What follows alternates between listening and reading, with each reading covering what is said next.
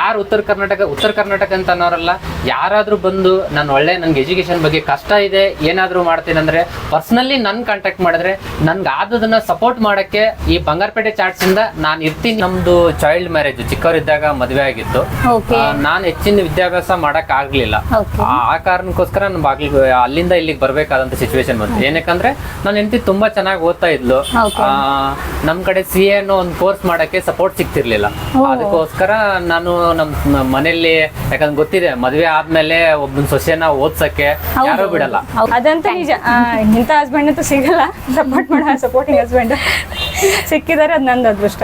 ನಮ್ಮ ಮಾಮಾರ ಬಗ್ಗೆ ಹೇಳ್ಬೇಕಾದ್ರೆ ಒಂದ್ಸಲ ದೇವ್ರಿದ್ದಂಗೆ ಮೇಡಮ್ ಅವರು. ನಾನು ನೋಡ್ದೆ ಇಲ್ಲಿ 3 ಜನ ಇದಾರೆ ಹುಡುಗರು. ಹಾಗಾದ್ರೆ ಅವ್ರು ಯಾರು ಕೆಲಸದವ್ರಲ್ಲ? ಇಲ್ಲ, ಎಲ್ರು ಓನರೇ. ಎಲ್ರು ಭಾರಿ ಪವರ್ ಕುಟುಂಬ ನಮ್ದು. ಅವರು ಬಡವರು, ನಾವು ಬಡವರು, ಎಲ್ಲರೂ ಬಡವರು. ನನಗೆ ಹುಟ್ಟಾಗ ಬಡವನಾಗಿ ಹುಟ್ಟ, ಸಾಯಾಗ ಮಾತ್ರ ಬಡವನಾಗಿ ಸಾಯ್ಬಾರ್ದು ಅಂತ ಆಸೆ.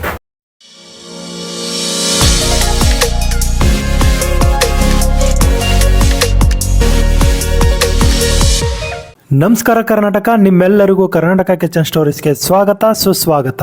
ನಮ್ಮ ಉತ್ತರ ಕರ್ನಾಟಕದಲ್ಲಿ ಇಂದಿಗೂ ಶಿಕ್ಷಣದ ಕೊರತೆ ಅಂತೂ ಇದೆ. ಅದರಲ್ಲೂ ಹೆಣ್ಣು ಮಕ್ಕಳಿಗೆ ಹೆಚ್ಚಿನ ವಿದ್ಯಾಭ್ಯಾಸ ಕೊಡಿಸಬೇಕಂದ್ರೆ ಹೆತ್ತ ತಂದೆ ತಾಯಿಗಳೇ 100 ಸಲ ಯೋಚನೆ ಮಾಡುವ ಕಾಲದಲ್ಲಿ ಇಲ್ಲೊಬ್ರು ಮಹಾನ್ ವ್ಯಕ್ತಿ ತನಗಂತೂ ವಿದ್ಯಾಭ್ಯಾಸಕ್ಕೆ ಅವಕಾಶ ಸಿಗದೆ ಕೇವಲ PUC ವರೆಗೆ ಓದಿದ್ದರು ತನ್ನ ಹೆಂಡತಿಯ ಹೆಚ್ಚಿನ ವಿದ್ಯಾಭ್ಯಾಸಕ್ಕಾಗಿ ಹುಟ್ಟಿದ ಊರನ್ನೇ ಬಿಟ್ಟು ಮಾಯಾನಗರಿ ಬೆಂಗಳೂರಿಗೆ ಬಂದು ಪಟ್ಟಂತ ಕಷ್ಟ ಅಂತೂ ಅಷ್ಟಿಷ್ಟಲ್ಲ.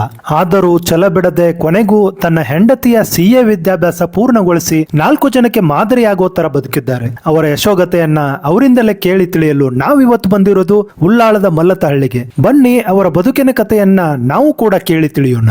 ಸರ್ ನಮಸ್ತೆ, ನಿಮ್ಮ ಹೆಸರು? ನಮಸ್ತೆ ಮ್ಯಾಮ್, ಆನಂದ್ ಅಂತೇಳಿ. ಓಕೆ ಸರ್, ಇದು ಬಂಗಾರಪೇಟೆ ಚಾಟ್ಸ್ ಯಾವಾಗ ಶುರು ಮಾಡಿದ್ರಿ? ಎಷ್ಟು ವರ್ಷ ಆಯ್ತು? ನೀವು ಬ್ಯಾಂಗ್ಳೂರೇನಾ ಇಲ್ಲ ಬೇರೆ ಊರ ಸರ್? ಇಲ್ಲಿಗೆ ಬಂದು ಯಾವಾಗ ಬಂದ್ರಿ? ಮೂಲತಃ ನಮ್ದು ಬಾಗಲಕೋಟೆ, ಉತ್ತರ ಕರ್ನಾಟಕದವ್ರು ನಾವು. ಬಂಗಾರಪೇಟೆ ಚಾಟ್ಸ್ ಮಾಡ್ಬೇಕಂತೇಳಿ ಯಾವ್ದೋ ಒಂದು ಫುಡ್ ಇಂಡಸ್ಟ್ರಿಯಲ್ಲಿ ಏನೋ ಒಂದು ಮಾಡ್ಬೇಕು ಸಾಧನೆ ಅಂತ ಮುಂಚೆಯಿಂದನೇ ಯೋಚನೆ ಮಾಡ್ತಾ ಇದ್ವಿ. ಆ ಸಂದರ್ಭದಲ್ಲಿ ಸಿಕ್ಕಂತ ಅವಕಾಶವೇ ಬಂಗಾರಪೇಟೆ ಚಾಟ್ಸ್. ಹಂಗಾಗಿ ಬಂಗಾರಪೇಟೆ ಚಾಟ್ಸ್ ಮಾಡಿದ್ವಿ. ಸುಮಾರು ಇಲ್ಲಿ ನಾವು ಮಲತಳ್ಳಿಯಲ್ಲಿ, ಬಾಲಾಜಿನಗರ ಮಲತಳ್ಳಿಯಲ್ಲಿ 1 ವರ್ಷ ಆಯ್ತು ಮಾಡ್ತಾ ಇದ್ದೀವಿ. ಇದಕ್ಕೂ ಮುಂಚೆ ಚಾಟ್ ಸೆಂಟರ್ ಬೇರೆ ಏನಾದ್ರು ಮಾಡಿದ್ರ ಇಲ್ಲ ಮಲತಳ್ಳಿನೇ ಫಸ್ಟ್ ಸ್ಟಾರ್ಟ್ ಮಾಡಿ? ಇಲ್ಲ, ನಾವು ಇದಕ್ಕಿಂತ ಮುಂಚೆ ಎಲ್ಲಿ ಮಾಡಿಲ್ಲ, ಇದೇ ಫಸ್ಟ್ ನಮ್ದು ಮಾಡಿದ್ದು. ಮಲತಳ್ಳಿಲೇನೆ ಸ್ಟಾರ್ಟ್ ಮಾಡ್ಕೊಂಡಿದ್ದೀವಿ. ಸರ್ ನೀವು ಮೂಲತಃ ಉತ್ತರ ಕರ್ನಾಟಕದವರು, ಮತ್ತೆ ಯಾವ ಊರು ಸರ್ ನಿಮ್ದು? ಉತ್ತರ ಕರ್ನಾಟಕ ಬಾಗಲಕೋಟೆ ಜಿಲ್ಲೆ ಕದಾಂಪುರ ಅನ್ನೋ ಒಂದು ಗ್ರಾಮದಿಂದ ಬಂದವರು ನಾವು. ಓಕೆ, ಅಲ್ಲಿಂದ ನೀವು ಯಾವಾಗ ಬಂದ್ರಿ ಸರ್? ಈಗ 1 ವರ್ಷದಿಂದ ಬಂದ್ರ ಇಲ್ಲ ಮೊದ್ಲೇ ಬಂದಿದ್ರ? ಏನಕ್ಕೋಸ್ಕರ ಇಲ್ಲಿಗೆ ಬಂದ್ರಿ? ನಾವು ಮೂಲತಃ ಬಂದ್ಬಿಟ್ಟು 2014 ನಲ್ಲೇ ಬಂದ್ವಿ ಇಲ್ಲಿಗೆ. ಬಂದಿದ್ದ ಉದ್ದೇಶ ಮೇಜರ್ ಏನಂದ್ರೆ ನಮ್ದು ಚೈಲ್ಡ್ ಮ್ಯಾರೇಜ್, ಚಿಕ್ಕವರಿದ್ದಾಗ ಮದುವೆ ಆಗಿತ್ತು. ನಾನು ಹೆಚ್ಚಿನ ವಿದ್ಯಾಭ್ಯಾಸ ಮಾಡಕ್ ಆಗ್ಲಿಲ್ಲ. ಆ ಕಾರಣಕ್ಕೋಸ್ಕರ ನಾನು ಅಲ್ಲಿಂದ ಇಲ್ಲಿಗೆ ಬರ್ಬೇಕಾದಂತ ಸಿಚುವೇಶನ್ ಬಂತು. ಏನಕ್ಕಂದ್ರೆ ನನ್ನ ಹೆಂಡತಿ ತುಂಬಾ ಚೆನ್ನಾಗಿ ಓದ್ತಾ ಇದ್ಲು. ನಮ್ ಕಡೆ CA ಅನ್ನೋ ಒಂದು ಕೋರ್ಸ್ ಮಾಡಕ್ಕೆ ಸಪೋರ್ಟ್ ಸಿಗ್ತಿರ್ಲಿಲ್ಲ. ಅದಕ್ಕೋಸ್ಕರ ನಾನು ನಮ್ಮ ಮನೆಯಲ್ಲಿ, ಯಾಕಂದ್ರೆ ಗೊತ್ತಿದೆ ಮದ್ವೆ ಆದ್ಮೇಲೆ ಒಬ್ಬನ ಸೊಸೆನ ಓದ್ಸಕ್ಕೆ ಯಾರೋ ಬಿಡಲ್ಲ. ಹೌದು, ಅದ್ರಲ್ಲೂ ನಮ್ ಕಡೆ ಎಲ್ಲ ಸ್ವಲ್ಪ ಕಷ್ಟ, ಮನೆಯಿಂದ ಹೊರಗ್ ಬರೋದೇ ಕಷ್ಟ ಹೆಣ್ಮಕ್ಳು. ಈಗೆಲ್ಲ ಚೇಂಜ್ ಆಗಿದೆ, ಪರವಾಗಿಲ್ಲ. ಆ ಸಿಚುವೇಶನ್ ಅಲ್ಲಿ ನಾನು ನನ್ನ ಹೆಂಡತಿ ಕಲಿತಾಳೆ ಅನ್ನೋ ಅವ್ಳ ಡ್ರೀಮ್, ಕಲಿಬೇಕು ಅನ್ನೋ ಆಸೆ ಇರೋದಕ್ಕೋಸ್ಕರ ನಾನು ಇಲ್ಲ ಬರ್ಬೇಕು ಅಂತೇಳಿ 2014 ಅಲ್ಲಿ ಡಿಸೈಡ್ ಮಾಡಿ ಇವನ್ ಇಲ್ಲಿ ಒಂದು ಇರಕ್, ನಮ್ಗೆ ಗೊತ್ತೇ ಇಲ್ಲ, ಇರಕ್ ರೂಮು ಇಲ್ಲ, ಏನೂ ಇಲ್ಲ. ರಾತ್ರಿ ಹೊರಟು ಬೆಳಗ್ಗೆ ಬರ್ತೀವಿ. ಬೆಳಗ್ಗೆ ಅವತ್ತಿನ ದಿನ ಯುಗಾದಿ ಇರುತ್ತೆ. ಅದು ಎಷ್ಟ್ ಬೇಗ ಬರುತ್ತೆ ಬಸ್ ಅಂದ್ರೆ ನಾರ್ಮಲಿ 7 ಗಂಟೆಗೆ ಬರೋ ಬಸ್ಸು. ಅವತ್ತಿನ ದಿನ ಬಸ್ ಅಂದ್ರೆ ರೋಡ್ ಹಬ್ಬ ಇರೋದಕ್ಕೋಸ್ಕರ ರೋಡ್ ಕ್ಲಿಯರ್ ಇದೆ ಅಂತ 4 ಗಂಟೆಗೆ ಬೆಂಗಳೂರಿಗೆ ಕರ್ಕೊಂಡ್ಬಂದ್ ಬಿಡ್ತಾರೆ. ಬೆಂಗಳೂರಿಗೆ ಕರ್ಕೊಂಡ್ ಬಂದಾಗ ಏನೋ ಗೊತ್ತಿಲ್ಲ. ಆ ಸಂದರ್ಭದಲ್ಲಿ ನನ್ಗೆ ಯಾರೋ ಒಬ್ರು ನನ್ನ ಫ್ರೆಂಡ್ ಇರ್ತಾರೆ, ಅವ್ರು ಫೋನ್ ಮಾಡ್ತೀನಿ, ಇಲ್ಲಪ್ಪ ನಾನು ಹಿಂಗ್ ಬಂದ್ಬಿಟ್ಟಿದೀನಿ ಅಂತೇಳಿ. ಅವಾಗ ಅವ್ರು ಬಂದು ನಂಗೆ ಕರ್ಕೊಂತಾರೆ. ಕರ್ಕೊಂಡಾದ್ಮೇಲೆ ನನ್ನ ಹೆಂಡತಿನ ಒಂದು ಜಯನಗರಲ್ಲಿ ಒಂದು SS ಅಕಾಡೆಮಿ ಅಂತ ಒಂದು ಕೋಚಿಂಗ್ ಸೆಂಟರ್ ಇರುತ್ತೆ.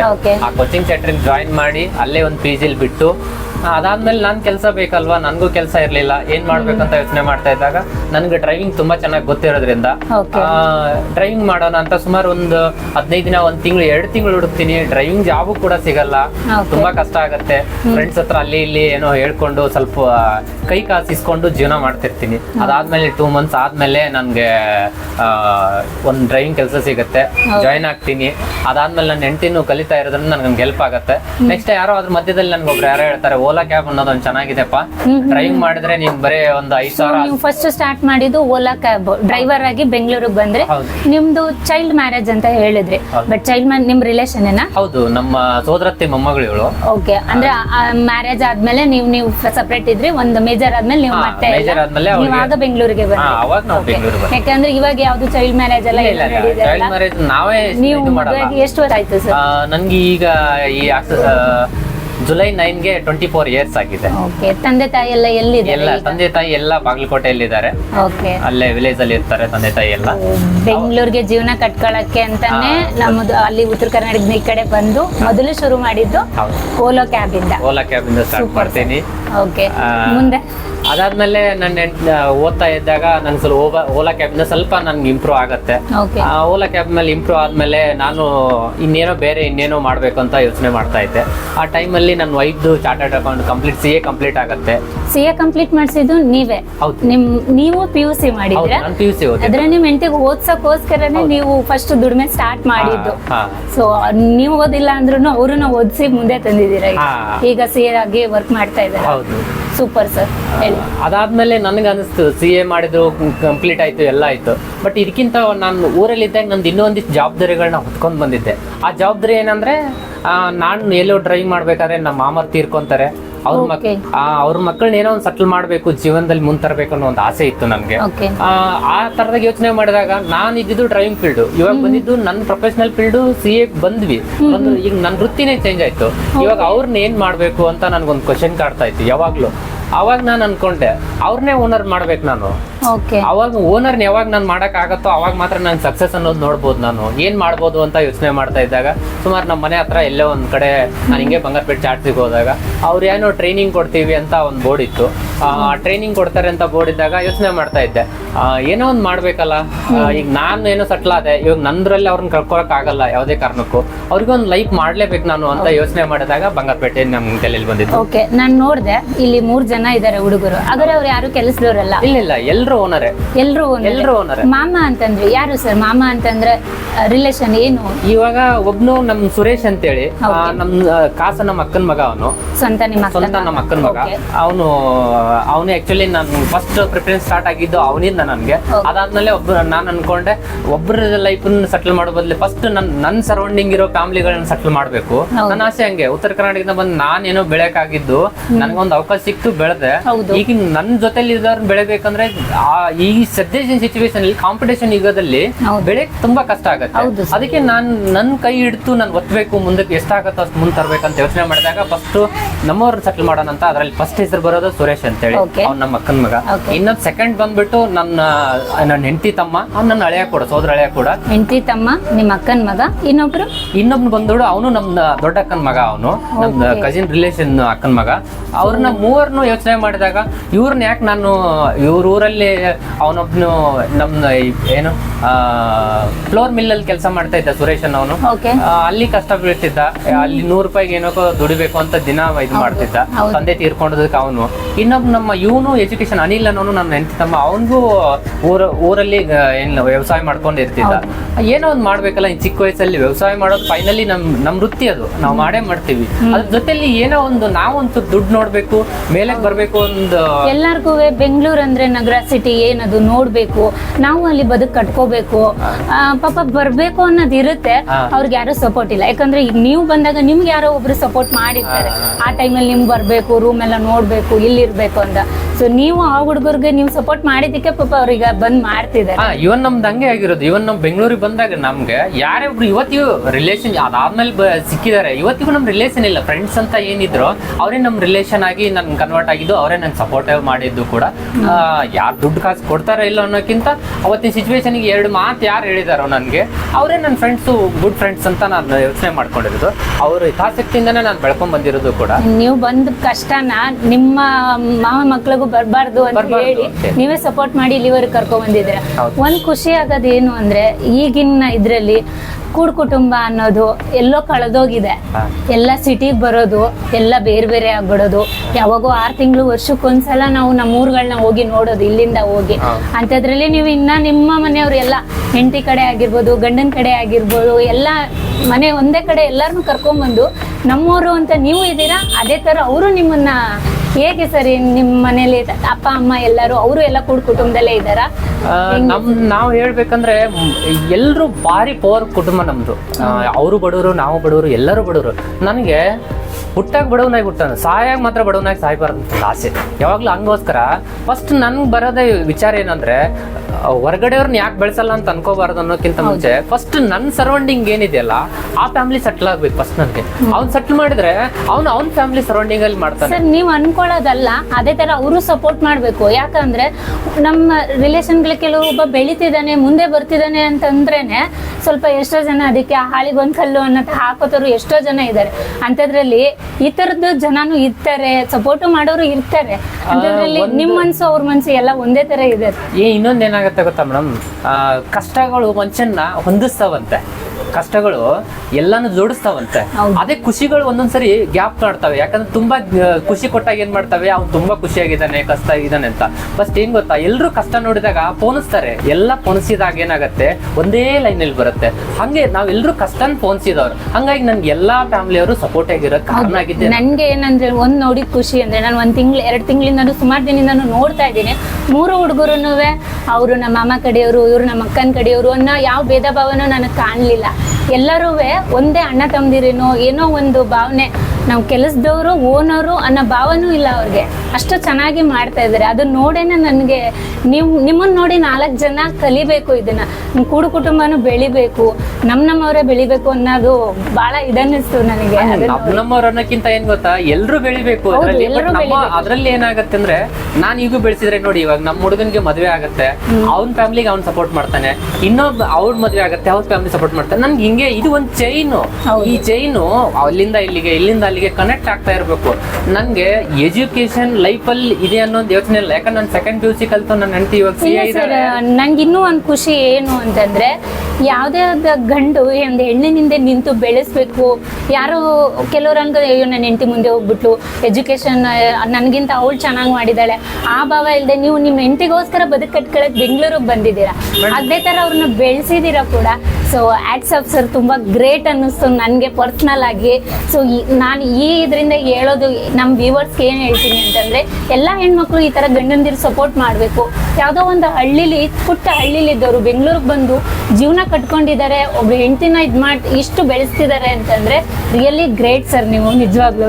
ಸೊ ಹೇಗೆ ಶುರು ಆಯ್ತು ಈ ಬಂಗಾರಪೇಟೆನ ನೀವು ಮಾಡಬೇಕು ಅಂದ ತಕ್ಷಣ ಯಾವುದು ಈಸಿಯಾಗಂತೂ ಆಗಿರಲ್ಲ. ನೀವು ಇದಕ್ಕೊಂದು ತಯಾರಿ ಹೇಗೆ ಮಾಡ್ಕೊಂಡ್ರಿ?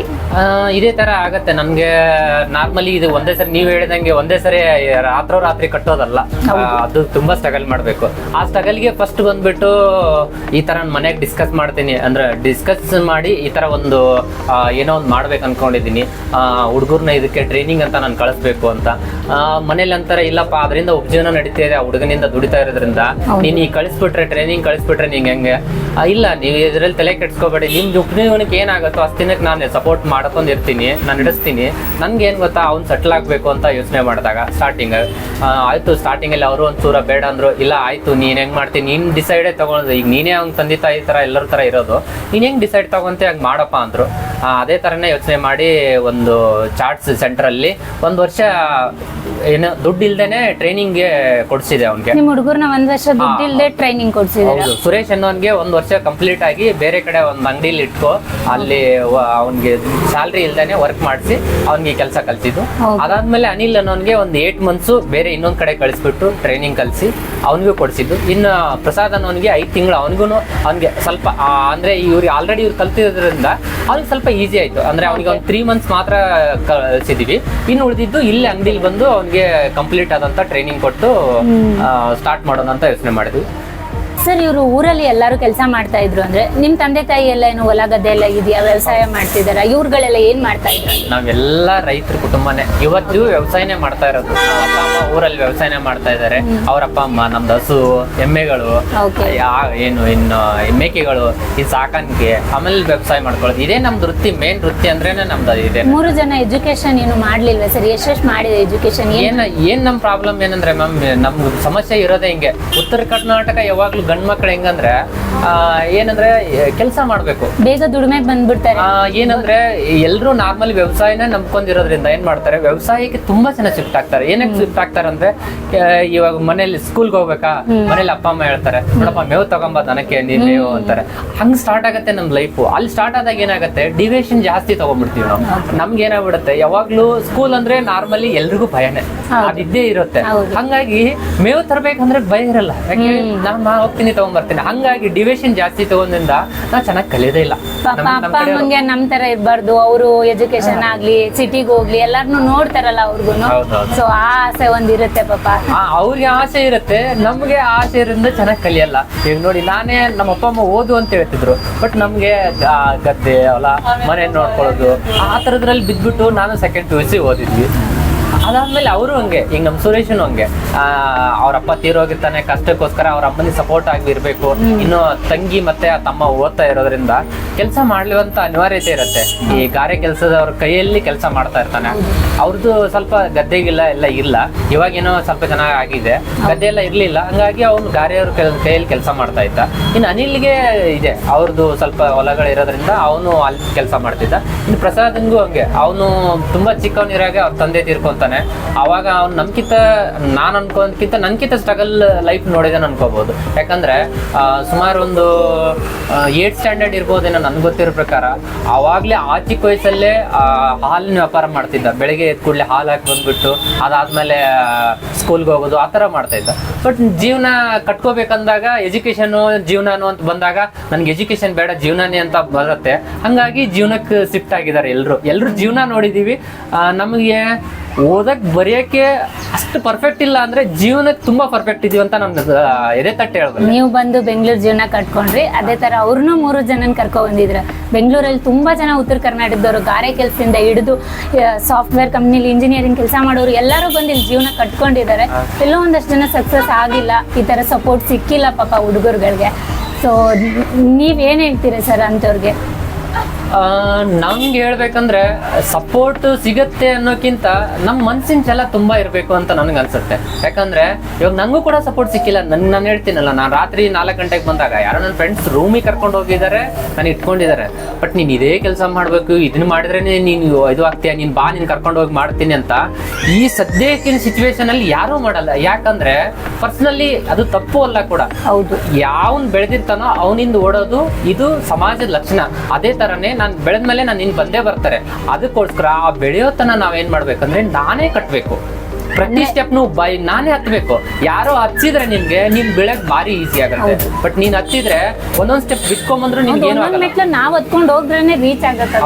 ಸೊ ಫೈನಲಿ ಏನಂತಂದ್ರೆ, ಸೊ ನಮ್ಮನ್ನ ಯಾರ ಮೇಲೂ ಡಿಪೆಂಡ್ ಆಗ್ಬಾರ್ದು. ಅವ್ರು ಸಪೋರ್ಟ್ ಮಾಡಿಲ್ಲ, ಇವ್ರು ಸಪೋರ್ಟ್ ಮಾಡಿಲ್ಲ ಅನ್ನೋದಕ್ಕಿಂತ ನಾವು ಮುಂದೆ ಬಂದು ಬೆಳೆದು ನಮಗ್ ಮಾಡಿಲ್ದೇ ಇದ್ರೆ ಪರವಾಗಿಲ್ಲ, ನಾವು 4 ಜನಕ್ಕೆ ಸಪೋರ್ಟ್ ಮಾಡಿದ್ರೆ ಮುಂದೆ ನಮ್ಗೆ ನಮ್ಮ ಮಕ್ಳಿಗೆ ಒಳ್ಳೇದಾಗತ್ತೆ ಅನ್ನೋದು ನನ್ನ ಭಾವನೆ. ಯಾವಾಗ್ಲೂ ಹಂಗೆ ಮ್ಯಾಮ್. ನಾವು ಬೇರೆಯವ್ರು ನನಗ್ ಬೆಳೆಸಿಲ್ಲ, ನಾನ್ ಬೇರೆಯವ್ರನ್ನ ಬೆಳೆಸ್ಬೇಕು ಅನ್ನೋದು ಮನೋಭಾವ ನಿನ್ನ ಹತ್ರ ಬಂದ್ರೆ ನೀನ್ ಬೆಳೆಯಕ್ ಸಾಧ್ಯನೇ ಇಲ್ಲ. ನೀನು ಬೆಳೆಯಕ್ ಸ್ಟ್ರಗಲ್ ಪಟ್ಟಿದ್ಯಾ, ನೀನ್ ಅದನ್ನ ಪ್ರಯತ್ನ ಮಾಡು. ನಿನಗೆ ಹೆಂಗ್ ಸ್ಟ್ರಗಲ್ ಆಯ್ತು, ನೀನ್ ಕಷ್ಟ ಹೆಂಗ್ ಬಿದ್ದೆ, ಅದು ಬೇರೆಯವ್ರಿಗೆ ಬರ್ಲಾರ್ದಂಗ್ ನೋಡ್ಕೋ. ಬೇರೆಯವ್ರು ಅಂದ್ರೆ ನೀನು ಎಲ್ಲ ಬೇರೆ ಯಾರೋ 11% ಮಾಡ್ಬೇಕಂತಲ್ಲ. ನಿನ್ ಫ್ಯಾಮಿಲಿ ಅಂದ್ರೆ ಅವರು ಕೂಡ ಎಲ್ಲರೂ ಬೇರೆಯವರೇ ಕೂಡ. ಅದನ್ನ ಬೆಳೆಸು. ನಿನ್ನನ್ನು ಬಿಟ್ಟು ನೀ ಬೇರೆ ಯಾರಿಗ್ ಮಾಡ್ತೀಯೋ ಅದೆಲ್ಲನೂ ಒಳ್ಳೆ ಕೆಲಸ. ಯಾಕೆಂದ್ರೆ ಪ್ರತಿ ದಿನ ಆಗಿರ್ಬೋದು, ಇವತ್ತಿನವರೆಗೂ ಜೀವನ ಕಟ್ಕೊಳಕ್ಕೆ ಅಂತ ತುಂಬಾ ಜನ ಬರ್ತಿರ್ತಾರೆ ಉತ್ತರ ಕರ್ನಾಟಕದಿಂದ. ಜಾಸ್ತಿ ಅರ್ಧ ತುಂಬ್ಕೊಂಡಿದ್ದಾರೆ ಅವರೇ ಅಂತಾನೆ ಹೇಳ್ಬಿಡ್ಬೋದು. ಸೊ ಅದಕ್ಕೋಸ್ಕರ ನಾನು ನಿಮ್ನ ಇದನ್ನ ಕೇಳಿದ್ದು. ಸೊ ಈಗೆಲ್ಲ ಹೆಂಗ್ ನಡೀತಾ ಇದೆ ಸರ್ ಬಂಗಾರಪೇಟೆ ಜರ್ಸಿ? ಹೆಂಗೆ, ಏನ್ ಪ್ರೈಸ್ ಇಂದ ನಿಮ್ಮಲ್ಲಿ ಸ್ಟಾರ್ಟ್ ಆಗುತ್ತೆ? ಏನ್ ಸ್ಪೆಷಲ್ ನಿಮ್ಮ ಅಂಗಡಿ ಬಗ್ಗೆ ಸ್ವಲ್ಪ? ನಾವು ಮೇಜರ್ ಸ್ಪೆಷಲ್ ಏನಂದ್ರೆ ನಮ್ದೊಂದು ಕಾನ್ಸೆಪ್ಟ್ ಬಂದ್ಬಿಟ್ಟು ಯಾವುದೇ ಕೆಮಿಕಲ್ಸ್ ನ ಯೂಸ್ ಮಾಡಬಾರ್ದು ಅಂತ. ಅಂದ್ರೆ ಇವಾಗ ಎಷ್ಟೊಂದ್ ಜನ ಚಿಲ್ಲಿ ಪೌಡರ್ ಯೂಸ್ ಮಾಡ್ತಾರೆ. ಚಿಲ್ಲಿ ಪೌಡರ್ ಮೇಜರ್ ಅಲ್ಲಿ ಅಂದ್ರೆ ರೆಡ್ ಆಗಿ ಬರ್ಲಿ ಅಂತ ಹೇಳಿ ಮಾಡ್ತಾರೆ, ಕಲರ್ಸ್ ಮಿಕ್ಸ್ ಮಾಡ್ತಾರೆ. ನಾವ್ ಹಂಗ್ ಮಾಡಲ್ಲ. ನಮ್ದು ಊರಲ್ಲೇ ಫ್ಲೋರ್ ಮಿಲ್ ಇದೆ, ನಮ್ಮಲ್ಲೇ ಇದೆ ಉತ್ತರ ಕರ್ನಾಟಕದಲ್ಲಿ. ಬ್ಯಾಡಗಿಗೆ ಒಂದ್ ಇದ್ರು ಕೂಡ ನಮ್ದೇ ಆದಂತ ಸುರೇಶ್ ಅವ್ರ ಮನೆಯಲ್ಲಿ ಸ್ವಂತ ಫ್ಲೋರ್ ಮಿಲ್ ಇದೆ. ನಾವ್ ಅಲ್ಲಿಂದ ಕಾರನ್ನ ತರ್ಸ್ಕೊಂತೀವಿ ಪ್ರತಿ ಸರಿ. ಯಾವುದೇ ಕಾರಣಕ್ಕೂ ನಾವೇ ನಮ್ಮ ತಾಯಿಯವರು ಮತ್ತೆ ಅವ್ರ ಅಮ್ಮ ಎಲ್ಲ ಮೆಣಸಿನ್ಕಾಯಿ ಬಿಡಿಸಿ ತೆಗಿಸಿ ಅದನ್ನ ಪೌಡರ್ ಮಾಡಿ ನಾವು ಅಲ್ಲಿಂದ ಇಲ್ಲಿಗೆ ತರ್ಸ್ಕೊಂತೀವಿ. ಇಲ್ಲಿ ನಮ್ಗೆ ಹೆಂಗಂದ್ರೆ ಸ್ಟೋರ್ ಅಲ್ಲಿ ತಗೊಳಕ್ ಭಯ ನಮ್ಗೆ. ಯಾಕಂದ್ರೆ ಅದರಲ್ಲಿ ಕಲರ್ ಮಿಕ್ಸ್ ಮಾಡಿರ್ತಾರೆ ನಮ್ಗೆ. ನಮ್ ಮೇಜರ್ ಏನಂದ್ರೆ ಕಸ್ಟಮರ್ಗೆ ಸರ್ವಿಸ್ ಕೊಡಬೇಕು, ಆಮೇಲೆ ಟೇಸ್ಟ್ ಕೊಡಬೇಕು. ಅದರಿಂದ ಕೆಮಿಕಲ್ಸ್ ನನಗೆ ಮೇಜರ್ ಇಷ್ಟ ಆಗ್ಲಾರ್ದು ಏನಂದ್ರೆ ಮೇಜರ್ ಈಗ ಕ್ಯಾನ್ಸರ್ ಅನ್ನೋದು. ಈಗ ನಾವು ಒಂದು ಸಣ್ಣ ಕಲರಿಂದ ಏನ್ ಬರುತ್ತೆ, ಕಣ್ ಮಾತ್ರ ತಂಪಾಗ್ತವೆ, ಹೊಟ್ಟೆ ತಂಪಾಗಲ್ಲ, ಮನ್ಸು ತಂಪಾಗಲ್ಲ ಅಂತ ನಮ್ಗೆ ಗೊತ್ತು. ಅದಕ್ಕೆ ನಾವು ಕಣ್ ತಂಪು ಯಾರಿಗೂ ಮಾಡಲ್ಲ, ನಾವು ನಾಲ್ಗಿ ತಂಪು ಮಾಡ್ತೀವಿ, ಮನಸ್ಸು ತಂಪು ಮಾಡಕ್ ಹೋಗ್ತೀವಿ. ಅದಕ್ಕೋಸ್ಕರ ನಾವು ಕಲರ್ ಯಾವುದೇ ಕಾರಣಕ್ಕೂ ಯಾವುದಕ್ಕೂ ಯೂಸ್ ಮಾಡಲ್ಲ. ಅದು ನಮ್ದು ಇದು. ಯಾಕಂದ್ರೆ ಇಲ್ಲಿ ಎಲ್ಲ ಹೆಣ್ಮಕ್ಳಿಗೂ ಪಾನಿಪುರಿ ಮಸಾಲ ಪುರಿ ಅಂದ್ರೆ ಎಲ್ಲಿ ನೋಡಿದ್ರು ತಿಂದ್ಬಿಡ್ತಾರೆ, ಅದು ಹೆಲ್ತ್ಗೆ ಪ್ರಾಬ್ಲಮ್ ಅನ್ನೋರು ಮನೇಲಿ ಇರ್ತಾರೆ. ಬಟ್ ಈ ತರ ಹಿಂಗಿದ್ದಾಗ ತುಂಬಾ ಬೇಗ ಬರ್ತಾರೆ. ಯಾಕಂದ್ರೆ ಒಂದು ಹೆಲ್ತಿನೂ ಇತ್ತು ಅಂದ್ರೆ ತಿಂತಾ ಇರ್ತಾರೆ, ಯಾರು ತಿನ್ನಲ್ಲ ಅಂತಾನೆ ಹೇಳಲ್ಲ ಪಾನಿಪುರಿನ. ಸೊ ಅದಕ್ಕೆ ಕೇಳಿದ್ದು ಏನೇನ್ ಯೂಸ್ ಮಾಡ್ತೀರಾ ಹೆಲ್ತಿ ಕಾನ್ಸೆಪ್ಟ್ಗೋಸ್ಕರ ಅಷ್ಟೇ. ನಾವ್ ಬಂದ್ಬಿಟ್ಟು ಪೂರಿ ಸಮೇತ ಕೂಡ ನಮ್ಗೆ ಯಾವಾಗ್ಲೂ ಕ್ರಿಸ್ಪಿ ಆಗಿದ್ರೇನೆ ಪೂರಿಗೆ ಪಾನಿಪುರಿಗೆ ಮಜಾ ಬರೋದೇ ಕ್ರಿಸ್ಪಿ ಇರ್ಬೇಕು. ಆ ಕ್ರಿಸ್ಪಿಗೋಸ್ಕರನೇ ನಮ್ದು ಪೂರ್ತಿ ಕ್ಲೋಸಿಂಗ್ ಬಾಕ್ಸ್ ಇರುತ್ತೆ.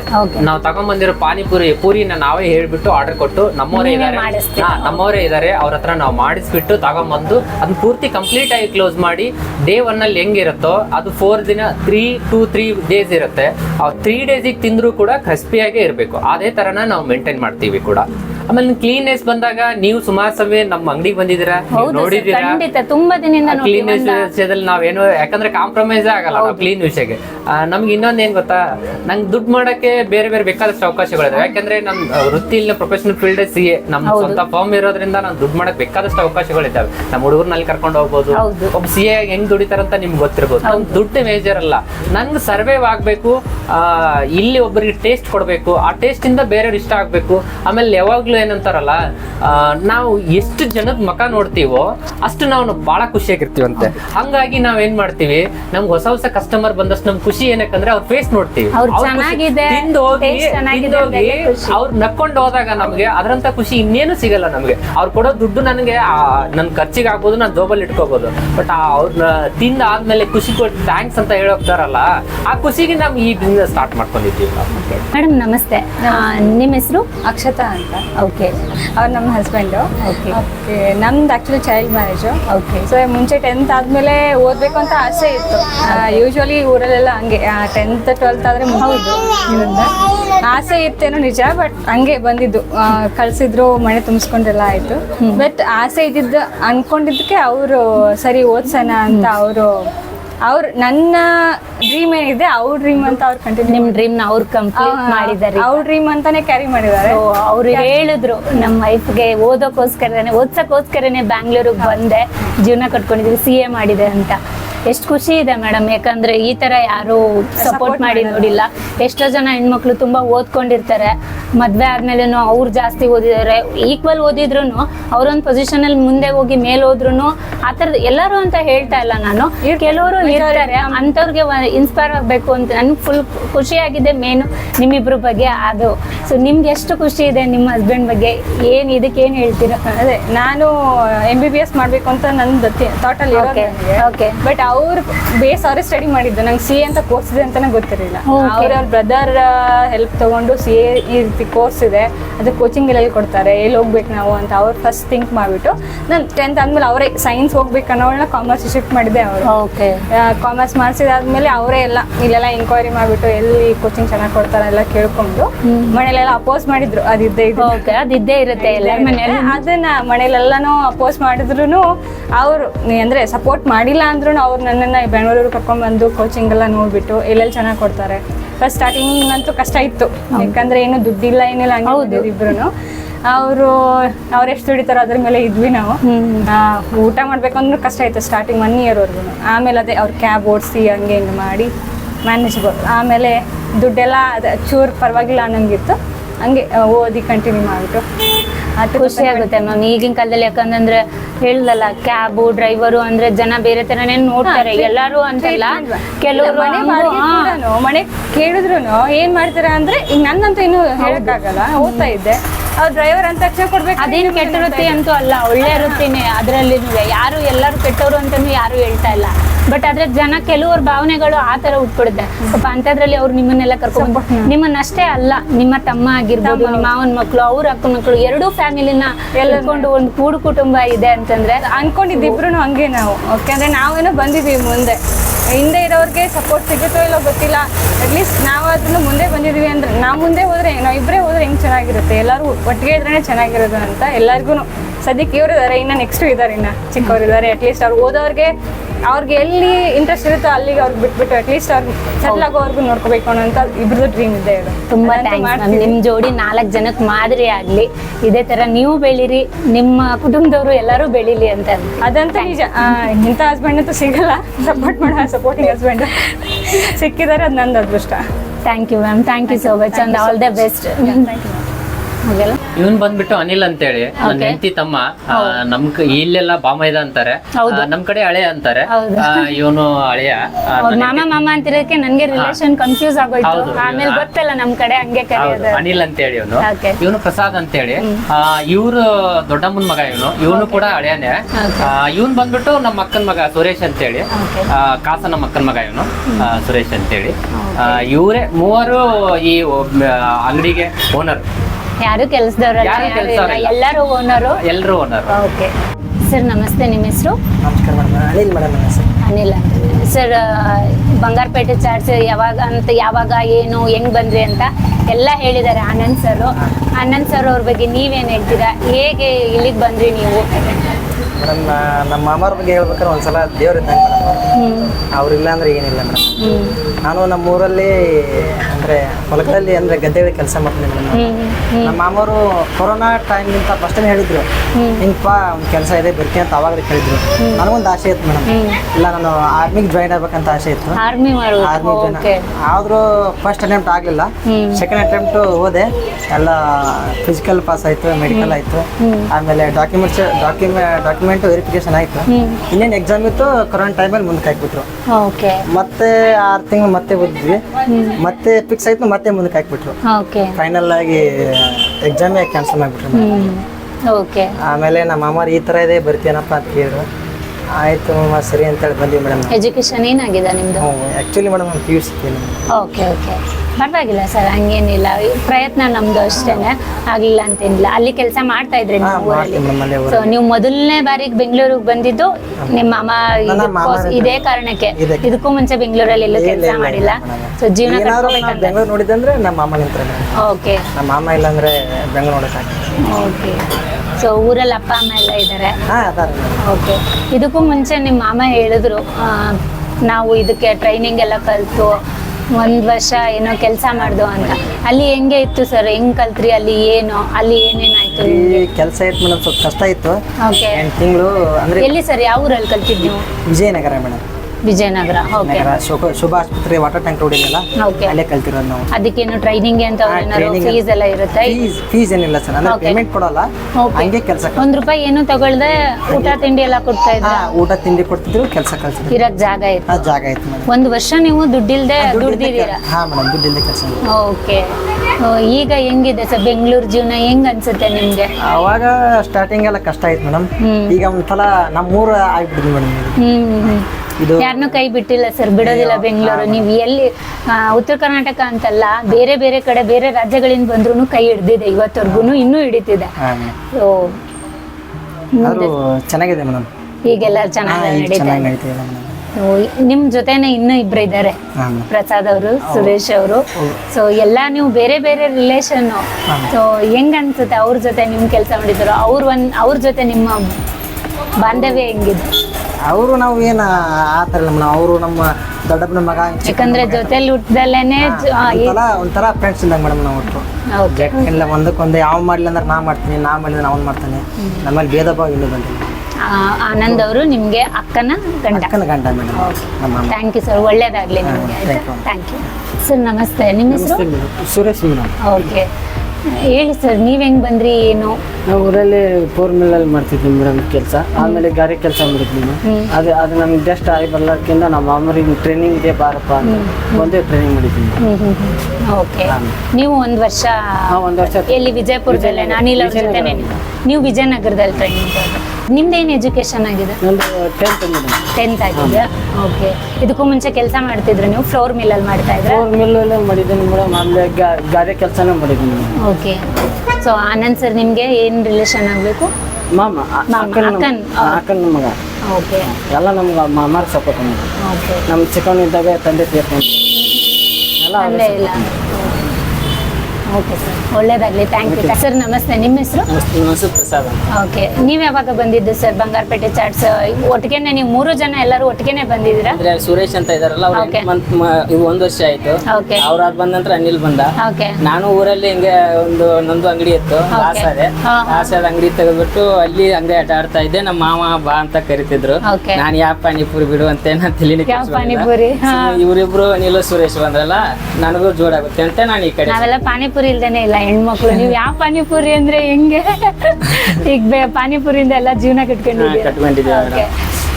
ನೀವು ಅವ್ರ ಜೊತೆನೆ ನೀವು ಅವಾಗ್ಲೇ ಬಂದ್ರೆ ಅವ್ರು ಬಂದಾದ್ಮೇಲೆ? ಅವ್ರು ಬಂದ ಅನಿಲ್ ಬಂದ್ ಫಸ್ಟ್ ಸುರೇಶ್ ಬಂದಿದ್ದ, ಅವ ಬಂದ ನಂತರ ಅನಿಲ್ ಬಂದ. ನೀವೆಲ್ಲರೂ ಬಾಗಲಕೋಟೆನೇನಾ? ಬಾಗಲಕೋಟೆನೆ ಎಲ್ಲ ಅಲ್ಲೇ ಸುತ್ತಮುತ್ತ ಒಂದೇ ಊರು? ಬೀಳಿಗೆ. ಅವರು ಅನಿಲ್ ನಮ್ಮ ಮಮ್ಮಿ ತಂಗಿ ಮಗ, ಅವನು. ಓಕೆ ಸುರೇಶ ಮಮ್ಮಿ ಅಕ್ಕನ ಮಗ. ಓಕೆ. ಎಲ್ಲ 3 ಜನ ಸ್ವಂತ ಅಣ್ಣ ತಮ್ಮದಿರ್ಗಿಂತ ಅಣ್ಣ ತಮ್ಮರೇ, ಹೆಚ್ಚು ಅಣ್ಣ ತರ ಹೆಚ್ಚು, ಇದ್ದೀರಾ? ಹೆಚ್ಚು. ಅಪ್ಪ ಅಮ್ಮ ಎಲ್ಲ ಅಲ್ಲೇ ಇದ್ದಾರೆ ಊರಲ್ಲಿ? ಅಪ್ಪ ಇಲ್ಲ, ಅಮ್ಮ ಓಕೆ ಇದ್ದಾರೆ. ಓಕೆ.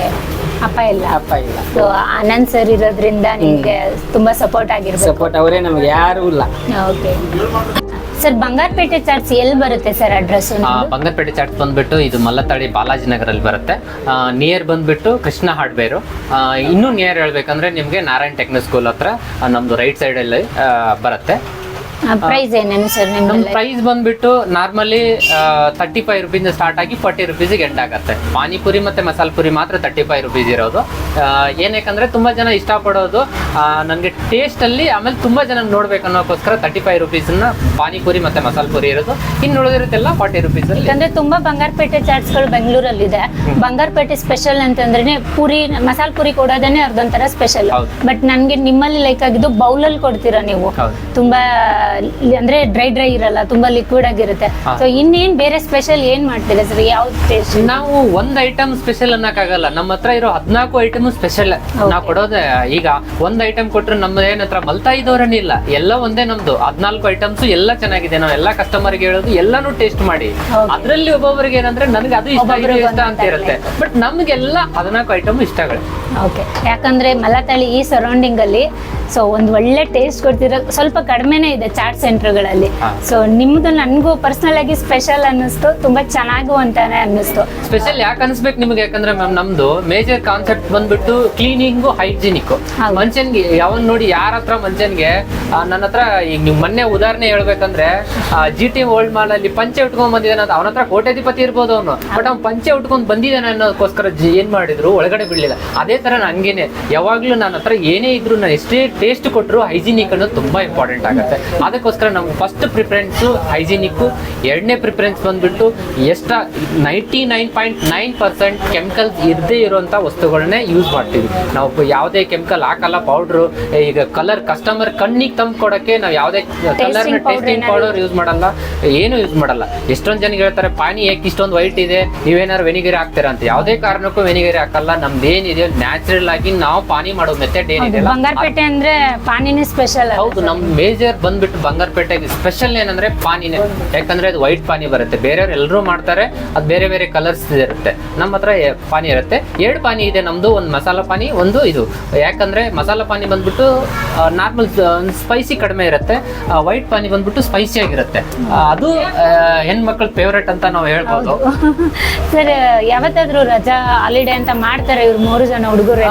ನಾವು ಅಲ್ಟರ್ನೇಟ್ ಆಗಿ ಒಬ್ಬೊಬ್ಬರು ಹುಡುಗರನ್ನ ರಜಾ ನಾನು ಕೊಡಿಸ್ತೀನಿ. 365 ದಿನಾನು ಬಂಗಾರಪೇಟೆ ಚಾಟ್ಸ್ ಓಪನ್ ಇರುತ್ತೆ. ಅದು ಮಧ್ಯಾಹ್ನ 1 ಗಂಟೆಗೆ ಸ್ಟಾರ್ಟ್ ಆದ್ರೆ ರಾತ್ರಿ 10 ಗಂಟೆ ತನಕ ಕಸ್ಟಮರ್ ಸೇವೆಗೋಸ್ಕರ ನಾವು ಯಾವಾಗ್ಲೂ ಕಾದಿರ್ತೀವಿ ಅಂತ ನಾನು ಹೇಳ್ತೀನಿ. ಅಂದ್ರೆ ಎಲ್ಲರ ಮಕ ನಕ್ಕೊಂಡು ಹೋಗ್ಬೇಕು. ಆ ಮಕ ನೋಡಿದಾಗ ನಂಗೆ ತುಂಬಾ ಖುಷಿ ಸಿಗುತ್ತೆ. ನಾನು ವಾರದಲ್ಲಿ 1 ದಿನ 2 ದಿನ ಬರ್ಬೋದು, ಬಟ್ ನನ್ಗೆ ಯಾವಾಗ್ಲೂ ನಾನು ನೋಡ್ತಾ ಇರ್ತೀನಿ. ನನ್ಗೆ ಆ ಕಸ್ಟಮರ್ ನಕ್ಕೊಂಡು ಹೋದ್ರ, ಹೆಂಗ್ ಹೋದ್ರ, ಅವ್ರ ಸ್ಯಾಟಿಸ್ಫ್ಯಾಕ್ಷನ್ ಆಯ್ತಾ. ನಮ್ಗೆ ಯಾವಾಗ್ಲೂ ಯಾರೋ ನಾವು 100ಕ್ಕೆ 100 ಪರ್ಫೆಕ್ಟ್ ಅಂತ ಹೇಳಕ್ಕಾಗಲ್ಲ. ನಮ್ಮಿಂದನೂ ಮಿಸ್ಟೇಕ್ ಆಗೇ ಆಗುತ್ತೆ. ನಾವು ದೇವರಲ್ಲ. ಹಂಗಾಗಿ ನಮ್ಮಿಂದ ಮಿಸ್ಟೇಕ್ ಆದಾಗ ತಮ್ಮ ಹತ್ರ ನಾವು ಕ್ಷಮೆ ಕೇಳ್ತೀವಿ. ತಮ್ಮ ಕೂಡ ಇನ್ನೂ ಏನಾದ್ರು ಬದಲಾವಣೆ ಮಾಡಬೇಕು, ಈ ತರ ಮಾಡ್ಬೇಕು ಅನ್ನೋದು ಏನಾದ್ರು ಸಜೆಷನ್ ಇದ್ರೆ ನಾವು ಕೇಳ್ತೀವಿ, ಖಂಡಿತ ಮುಕ್ತವಾಗಿ ಕೇಳ್ತೀವಿ. ಸುಮ್ನೆ ಯಾರು ಹೇಳದಂತಲ್ಲ. ಮತ್ ನಮ್ ತಪ್ಪನ್ನ ನಾವು ಮಾಡಿದ್ರೆ 100% ನಾವು ಒಪ್ಕೊಂತೀವಿ. ಮುಂದೆ ತಮಗೆ ಏನ್ ಇಷ್ಟ ಆಗೋ ತರ ನಡ್ಕೊಂತೀವಿ. ಇನ್ನೂ ಕ್ಲೀನ್ ಆಗಿ ಸಿಸ್ಟಮೆಟಿಕ್ ಆಗಿ ಕೊಡ್ಬೇಕಂತ ಆಸೆ ಇದೆ. ಇದು ಎಲ್ಲದ್ರ ಜೊತೆಗೆ ನಮ್ದು ಇನ್ನೊಂದು ಆಸೆ, ಯಾರು ಉತ್ತರ ಕರ್ನಾಟಕ ಅಂತ ಅನ್ನೋರಲ್ಲ, ಯಾರಾದ್ರೂ ಬಂದು ನಾನು ಒಳ್ಳೆ ನನ್ಗೆ ಎಜುಕೇಶನ್ ಬಗ್ಗೆ ಕಷ್ಟ ಇದೆ ಏನಾದ್ರೂ ಮಾಡ್ತೀನಿ ಅಂದ್ರೆ ಪರ್ಸನಲಿ ನನ್ ಕಾಂಟ್ಯಾಕ್ಟ್ ಮಾಡಿದ್ರೆ ನನ್ಗೆ ಆದದನ್ನ ಸಪೋರ್ಟ್ ಮಾಡಕ್ಕೆ ಈ ಬಂಗಾರಪೇಟೆ ಚಾಟ್ಸ್ ಇಂದ ನಾನು ಇರ್ತೀನಿ ಅಂತ ಹೌದು ಸರ್, ನಾನು ಇನ್ನೊಂದು ಕೇಳಬೇಕು ಅನ್ಕೊಂಡೆ. ಇದೇ ತರನೇ ಬಂಗಾರಪೇಟೆ ಮಾಡ್ತೀನಿ ಆ ತರ ಊರಿಂದ ಬಂದು ಫ್ರಾಂಚೈಸ್ ಏನಾದ್ರು ಮಾಡ್ಕೊಡಿ ಅಂತಂದ್ರೆ ನಿಮ್ ಕಡೆಯಿಂದ ನೀವು ಮಾಡ್ಕೊಡ್ತೀರಾ ಅವ್ರಿಗೆ? ಖಂಡಿತ ಮಾಡ್ಕೊಡ್ತೀನಿ. ನನ್ನ ಅಂಗಡಿಲೇ ಟ್ರೈನಿಂಗ್ ಕೊಟ್ಟು ಅವ್ರ ಬಂಗಾರಪೇಟೆಗೆ ಬೇಕಾಗಂತ ಏನೇನ್ ಇದೆಯೋ ನಮ್ದೇ ಅಂತ ಇಂಗ್ರೀಡಿಯೆಂಟ್ಸ್ ಇದಾವೆ. ಯಾಕಂದ್ರೆ ನೀವು ಕಷ್ಟಪಟ್ಟು ಬೇರೆ ಕಡೆ ಕಲ್ತು ಮಾಡಿ ಇದ್ ಮಾಡ್ತಿದ್ದೀರಾ, ಪಾಪ ನಿಮ್ಮಿಂದ 4 ಜನನು ಜೀವನ ಕಟ್ಕೋತಾರೆ. ನೋಡಿ, ದುಡ್ಡು ಮಾಡ್ಬೇಕು, ನಾನು ಒಳ್ಳೆ ಜೀವನ ಕಟ್ಕೋಬೇಕು, ನಾನು ಸರಿಯಾದ ಮಾರ್ಗದಲ್ಲಿ ಬರಬೇಕು, ನನಗೆ ಯಾರು ಕಲ್ಸಿದಾರೋ ಅವ್ರ ಗುರು, ಅವ್ರು ನನಗೆ ನಾನು ಇನ್ನೊಬ್ರಿಗೆ ಕಲ್ಸ್ಕೊಡ್ತೀನಿ ಅನ್ನೋ ಮನೋಭಾವ ಇದ್ದವ್ರು ಯಾರಾದ್ರೂ ಬರ್ಲಿ ನಾವು ಕಲ್ಸ್ಕೊಡ್ತೀವಿ. ಅದೇ ನಾನು ದುಡ್ಡಿಗೋಸ್ಕರ ಬರ್ತೀನಿ, ಪರ್ಟಿಕ್ಯುಲರ್ ಆಗಿ ನಾನು ಫೈನಾನ್ಸಿ ಬಿಸ್ನೆಸ್ಗೋಸ್ಕರ ಬರ್ತೀನಿ ಅಂದ್ರೆ ಬೇಡವೇ ಬೇಡ ನಮ್ಮ ಹತ್ರ ಬರೋದು. ಯಾಕಂದ್ರೆ ನಮ್ಗೆ ದುಡ್ಡು ಮಾಡೋಕೆ ದಾರಿಗಳು ತುಂಬಾ ಗೊತ್ತಿದೆ. ನಮಗೆ ಏನಂದ್ರೆ ನೀವು ಇಲ್ಲಿಂದ ಕಲ್ತು ಹೋದ್ಮೇಲೆ ನಿಮ್ ಲೈಫ್ ರೂಢಿ ಮಾಡ್ಕೋಬೇಕು. ನೀವು ನಿಮ್ಮ ಹತ್ರ ಮತ್ತೊಬ್ರಿಗೆ ಬರೋರಿಗೆ ಲೈಫ್ ಕೊಟ್ರೆ ನಮಗೊಂದು ಸ್ಯಾಟಿಸ್ಫ್ಯಾಕ್ಷನ್ ಸಿಗುತ್ತೆ. ನಮ್ಗೆ ದುಡ್ಡು ಬೇಕಿಲ್ಲ, ಇಲ್ಲಿ ಬದುಕ್ಬೇಕು. ನಮ್ಗೆ ಚೈನ್ ಬೇಕಾಗಿದೆ. ಈ ಚೈನ್ಗೆ ನಾನು ಕೊಂಡಿ ಆಗ್ತಾ ಹೋಗ್ತೀವಿ, ಅದು ನೀವಾಗಿರ್ಬೇಕು ಅಷ್ಟೇ ನಮ್ಮ ಉದ್ದೇಶ. ಸಂತೋಷ ಸರ್. ಯಾರಾದ್ರೂ ಉತ್ತರ ಕರ್ನಾಟಕದಿಂದ ಈ ತರ ಬದುಕು ಕಟ್ಕೊಳಕ್ ಬಂದ್ರೆ ದಯವಿಟ್ಟು ಬಂದು ಕಾಂಟ್ಯಾಕ್ಟ್ ಮಾಡಿ Anand sir. Thank you sir, thank you so much. All the best.